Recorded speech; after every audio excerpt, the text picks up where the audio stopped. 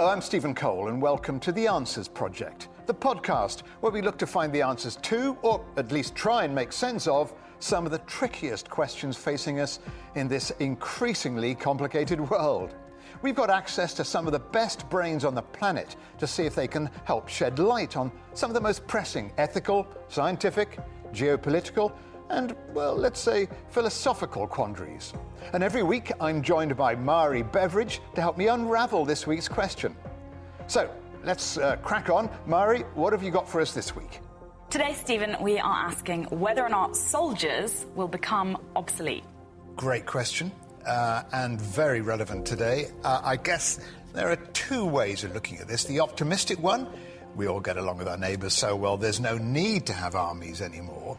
Or, I think probably more likely, what I think you're probably getting at, with technology developing at such a phenomenal rate, robotics and AI, artificial intelligence, are going to do away with boots on the ground. Soldiers, as we've always known them. Is that right?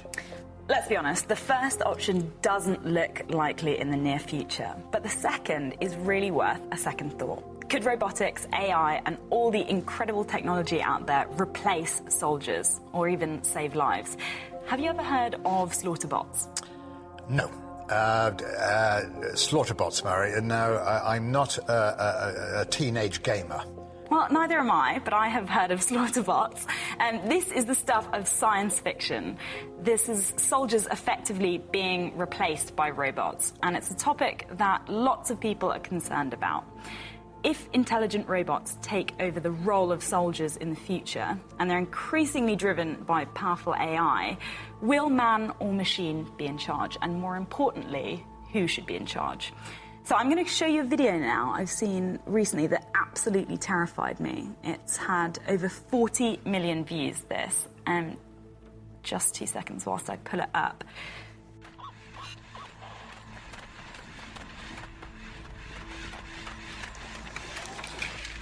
So what we're looking at is a robot the size and shape of a man.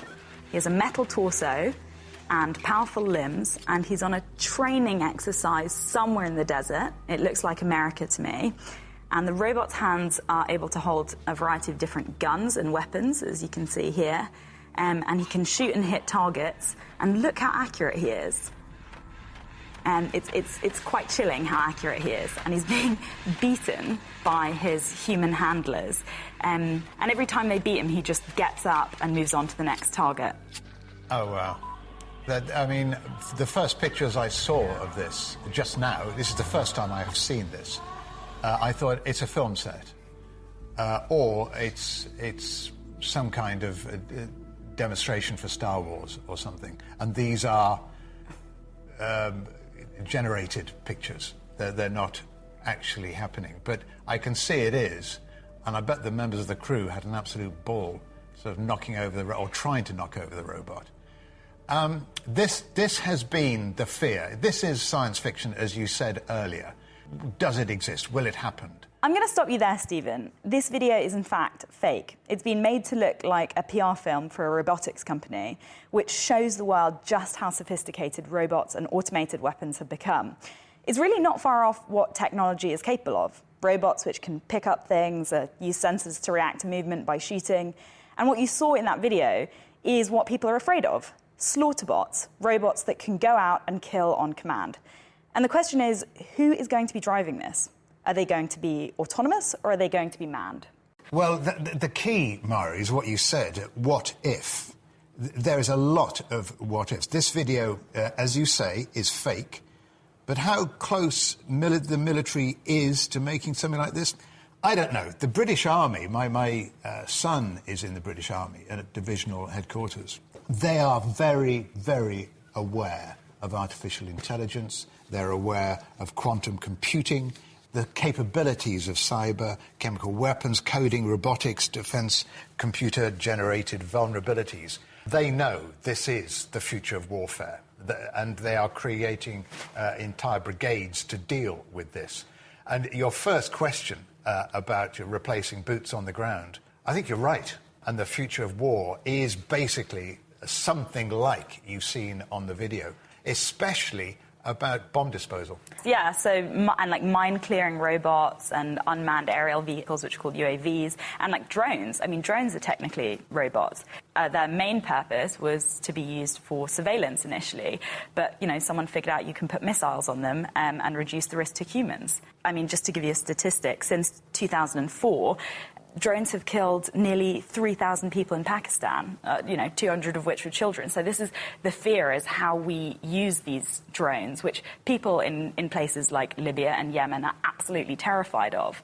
And there are a lot of sort of ethical and moral questions that are being thrown up around these kinds of unmanned devices. We're talking about unmanned systems, so I suppose that's only drones, but that's my knowledge is limited only to drones. Yes, well, I spoke to Kelvin Wong, who is the Unmanned Systems Editor at Jane's International Defence Review, and he knows a lot about modern weaponry. This is what he had to say.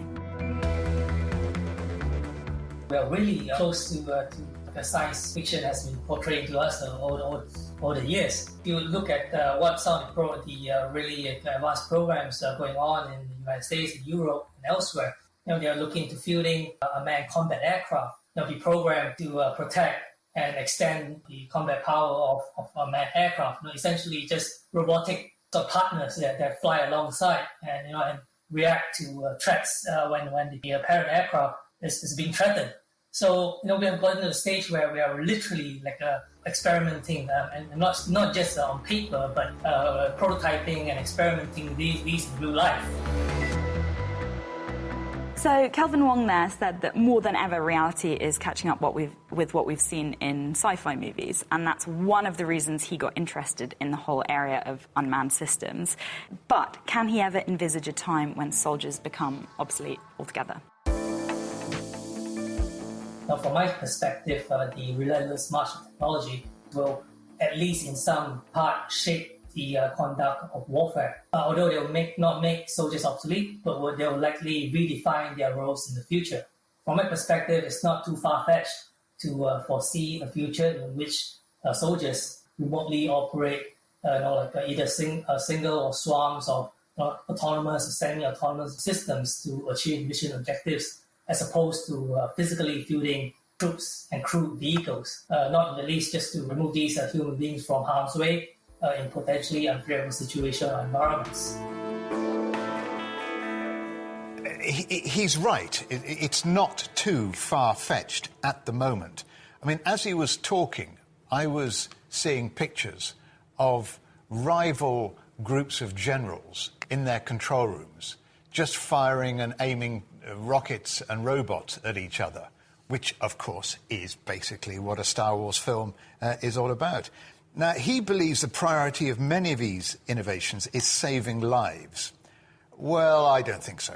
Some of the inventions have saved lives. I talked earlier, or hinted at, without really knowing what he was going to say, about the automated mine-clearing devices, which can only be good news. And supposedly weapons which can strike precise targets. Yeah, we've heard about weapons that can hit only the exact targets, minimising the risk for what the Americans called in the first Gulf War collateral damage. That's a euphemism for killing civilians, collateral damage. It's a polite way of putting it. But many people working in AI are worried about the really lethal autonomous weapons, which do, in fact, remove the human from the battlefield. So some people actually want to see a ban on lethal autonomous weapons altogether. 4,500 AI researchers and tens of thousands of others are calling for a UN ban. The campaign to stop killer robots has been lobbying the United Nations to impose a ban. Hello, I'm Noel Sharkey, and I'm chair of the International Committee from Robot Arms Control, and I'm also a professor who's been working in AI robotics for about 4 decades now. He's the Emeritus Professor of Artificial Intelligence and Robotics at the University of Sheffield. At present, machines can't really discriminate between civilian targets and military targets. So how are they going to be able to frame a morality problem? How are they going to be able to see a situation as it arises? And how are they going to be able to be sensitive to context? Now, let me give you an example. In Iraq, some US forces, commandos, caught some insurgents in an alleyway. And they raised their guns. Under the laws of war, this was legitimate. They raised their guns to shoot them. And then they noticed they were carrying a coffin. So what they did was they took off their helmets bowed their heads and let them pass and showed some respect. Now, a machine wouldn't be able to do that because it wouldn't know what a coffin means in our human culture. Now, of course, you could program it about coffins, but the number of unanticipated circumstances in warfare are practically infinite, extremely large. You could not build a machine that could handle all those different circumstances. Machine learning is becoming increasingly sophisticated, and it's used for so many different purposes now. So surely it's only a matter of time before it's used on the battlefield and could maybe save lives in the process. What you do is you put very large volumes of data into a machine and train it. And so the idea would be you would give it lots of examples of morality. Of course, you wouldn't be able to give it every example. But it turns out that people have been using this in the civilian world for some time to make decisions. They've been training machines to make decisions about mortgage, about loan applications, about jobs, about who should get bail, about judicial reviews. And now it's turned out that these are incredibly biased. They're gender biased and they're racially biased. And it seems that nobody can find a solution to this. You can't find it in large volumes of data. Now, who on earth would want to send in a machine without the sensing capabilities to tell who is who, without being able to detect context at all, and being completely biased against certain members of the human race? I don't know. So I think we should end this. There's only one moral rule that I think is applicable here. We should not delegate the decision to kill to a machine. If we can build that into all machines, I would be a very happy man. But it's quite interesting with Sharkey, who is, as you know, is the chair of the International Committee for Robot Arms Control. Now, his group has been lobbying the UN to try and ban lethal autonomous weapons. I take that's right, Mhairi. Yeah, so since 2014, over 90 countries have met at the UN in Geneva 8 different times to discuss the issue of killer robots. And around 30 countries support a ban on autonomous weapons, but both the US and Russia have been blocking moves for legally binding rules on them. And some other military powers, including Israel, South Korea, China and the UK, are looking into developments in the area. Yeah, this all sounds extremely civilised. People sitting around a table chatting, yeah, we'll sign this arms control agreement. Yes, we're going to ban that weapon. It's not very nice. And yeah, we'll agree in Geneva, and then we'll have dinner. And then we'll see what ISIS do. Then we'll see what the people who are taking out some Iranian scientists, nuclear scientists in Iran do. Will they sort of agree to any of this? We'll do sanctions. Are they a better way of going forward, or banning weapons? You know, the bad guys aren't going to take any notice. No, and another fear is, you know, what if they sort of get hacked? What if the enemy is turned against friendly troops? What if there's a remote kill switch that shuts them down in case that kind of thing happens? There's like a lot of regulations that I think we have a very small window to start looking at. And these sorts of international negotiations take a lot of time, especially when different parties might be talking about slightly different things. So you need to define autonomous weapons. Even Antonio Guterres, who's the Secretary General of the United Nations, has called these weapons politically unacceptable and morally repugnant. And in May this year, he called for a prohibition on lethal autonomous weapon systems. He said it's his deep conviction that machines with the power and discretion to take lives without human involvement must be prohibited by law, by international law. There's a lot of momentum, as you say, for a ban, but with the current climate and with huge divisions in the UN, which isn't always obeyed, and a lot of people don't really follow UN guidelines, I don't think that's going to happen anytime soon. Doesn't history show that countries are always going to be the ones trying to be the first to invent the most sophisticated weaponry in order to win wars? Whoever invented the airplane in the First World War was going to win. Yeah, so there's always been an arms race for as long as people have fought wars. I've actually found a historian who specialises in this. Joanna Bourke is Professor of History at Birbeck, University of London, and the prize-winning author of An Intimate History of War and Wounding the World, How Military Violence and Warplay Invade Our Lives. She says people have been worried about weaponry and technology distancing humans from the reality of war since the American Civil War in the 19th century. so in the past, we've seen other RMAs, as they call them, revolution in military affairs, the invention of gunpowder, of aerial warfare, etc. And I think what we've got now is a post-human RMA. In other words, I think that what we are seeing is a decentering of human soldiering through technology. So we've got really not only the introduction, but the proliferation of human machines, of using mechanical, technological ways of fighting. And this is having a revolutionary, literally a revolutionary impact on the law of warfare. This idea of responsibility, of just and bellow, is based on this idea of an active human agent who is, if you like, held responsible for lethal decisions. Well, that has been significantly undermined by these new technologies. And also just the way people experience those acts of killing are being dramatically changed by these new technologies.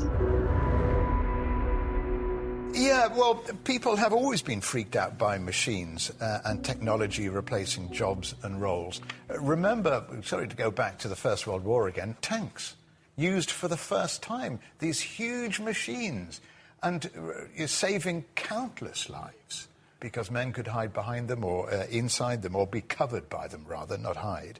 Yeah, but in warfare, though, the stakes are very high, literally life and death. What happens when a soldier can no longer see the enemy? Well, Stephen, funnily enough, that was one of my questions for Joanna Bourke.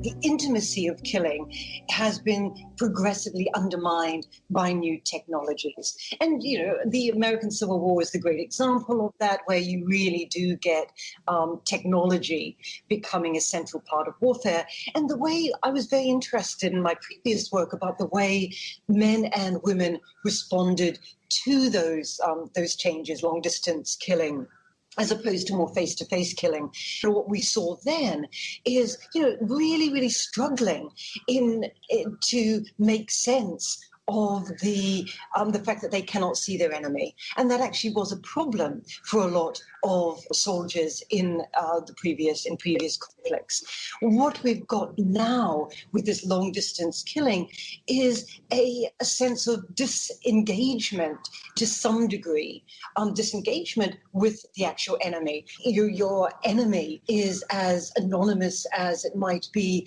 on a computer screen, for example. But you also have this other side to it, and this is the interesting thing, I think, about 21st century warfare. On the one hand, the distinction between the physical body and the avatar is blurred. In other words, the distinction between the biological and the simulated existence is sort of interchangeable. But at the same time, there is a different kind of intimacy war fighters, as they like to be called today, war fighters are experiencing. And that is the intimacy of actually following a potential enemy quite closely. So we've all heard about drone attacks on targets being controlled by military personnel thousands of miles away. But I read a commentary by one of the navigators of a Predator drone, Matt J. Martin, and he talks about his 4 years operating US military drones from Nevada and his godlike powers. He's saying sending thunderbolts into people's homes and into public spaces. And he also speaks about the inevitability of mistakes being made, of collateral damage, as you were saying earlier.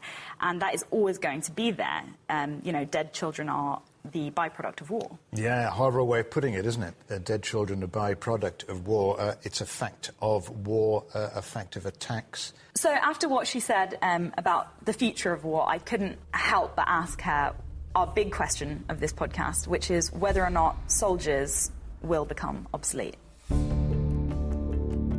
I actually don't think that we're going to see this, the total eradication of the human in 21st century warfare. What we are going to be seeing, of course, and what we all already have seen is the post-human is entering the warfare, and this entails the decentering of the human through technology, so human machines, etc. And that is going to have major impacts on the deterritorialization of warfare, of notions of what it means, what international law means, and the protections of international law. And of course the blurring of the biological body and the simulated body is definitely going to be there, but we will still have the human there making those decisions, making those choices about whose life is killable and whose life is worth saving. The military are very adept at finding ways, remember, of avoiding killing. The days of bloodthirsty commanders leading an army, in a sophisticated army, are long gone. And, you talk about fiction and films, war films especially, using computer-generated graphics. Very interesting, but the real films that show war at its worst, something like The Deer Hunter, it came very close to a reality showing the stress, the post-traumatic stress, which we now call it, wasn't called it then, and explaining why the US lost in Vietnam. In other words, explaining how the human factor played a far bigger part than the great power levelled against you, which is quite interesting. But it is clear that technology is already replacing some roles in the military. But whether that means armies are reducing the number of conventional soldiers they employ and spending more money on technology is out there. Certainly governments would prefer less boots and more technology. Well, just before I get onto that, Stephen, I was going to say, in answer to what you were saying earlier, I think, talking about the human element, this is the most humane way of taking out the bad guys. I think that in a lot of ways, war is becoming more humane. And if we're going to look at completely ruling out all of this sort of technology and use of technology in war, then we would have to also be asking ourselves whether it's okay to use any weapon systems at all. I think that this is a much more sort of targeted and specific way of taking people out, so to speak. But in answer to your question about spending more on technology, according to a statistic I read in the International Institute for Strategic Studies, armies are getting smaller relative to the civilian population, but in absolute terms, they've stayed at a fairly constant level over the last 2 decades. And I suppose if you're then moving on to military spending, which is what it's all about, really, because governments are cutting budget. Well, some governments are cutting budgets, others are spending more on their navies and air forces. I'm guessing the biggest spenders have to be the US and China. It's a very good guess, Stephen. What I didn't know was just how much more the US spends on defence than everywhere else. According to the Stockholm International Peace Research Institute, in 2019, the US spent $732 billion on defence, which is more than 10 countries combined. Those countries are China, India, Russia, Saudi Arabia, France, Germany, UK, Japan, South Korea and Brazil, which amounts to $726 billion. So it's still not meeting the US's budget. And of course, the US is the world leader in technological developments in the military. Let's not forget, defence is business. It's big business. It's a lot of money. Great Britain makes a huge amount of money selling weapons to Saudi Arabia and other countries. But what we haven't touched on is the part, or the roles, perhaps, soldiers do. A regimental sergeant major. You would never replace a regimental sergeant major with a robot. But peacekeeping, building trust, intelligence, I suppose there must be roles that never will be replaced by technology. Yeah, so I was interested to hear actually what soldiers themselves think. Of course, they're hardly likely to talk themselves out of a job. Bethan Canterbury served in the British Army for 28 years, and she was the first female commanding officer in Afghanistan in logistics support. She's currently Chief of Staff for a disaster response charity called REACT. But she said to me, when I spoke to her earlier this week, that you can't replace a multidimensional being with AI. It is a very nuanced way a soldier will behave. So one minute they might be on a warfighting patrol to hunt out specific known insurgents, and then next day they may be body armour off, helmets off, patrolling in a safe area to meet with the local elders, have a shura in the village to establish peaceful links and to build support in the local area. So that whole hearts and minds piece has been such a key role certainly for the UK military for a long time. And I don't know how you build that kind of trust with a human community if you're not doing that with another human being that can look them in the eye and instinctively have that feel for what is appropriate. If you want just a war-fighting force, then maybe they could do it in time and develop it. That's not our sole role. It's much, much more developed than that. And essentially, a nation should be trying to prevent warfare. And you do that by the subtlety of these sort of hearts and minds and these roles. Could technology ever replace boots on the ground? I think, we've seen the good and bad side reported of emotions that obviously run high, especially from people who have been exposed to the traumatic reality of a battlefield. But there's another side to it. There's a side where you have an experienced, body of people who have been in that kind of environment before, who instinctively know what's not right. So it's not about being able to analyse the information in front of you and make a judgment call on yes, we'll fight. It's about having the intelligence and the sixth sense, if you like, to recognise what's not right in the situation. Are you being led into an ambush? Are the children no longer playing on the street? What have you been told by the local farmer? I don't know how you program in a sixth sense and a subtlety and a still moving ahead on the objective, even if logic and statistical information is telling you that you shouldn't, that you won't win.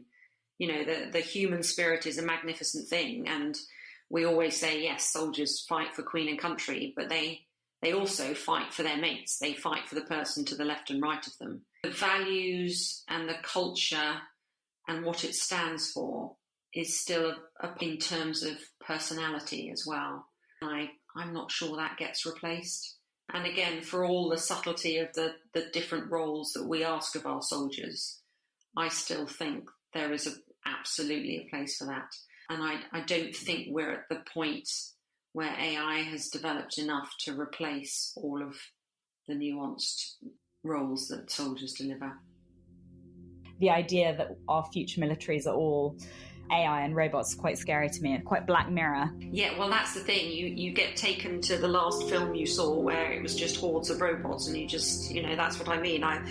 Human nature takes you to that vision of it, and I'm sure it's much more subtle now, but yes. I don't think we're there yet.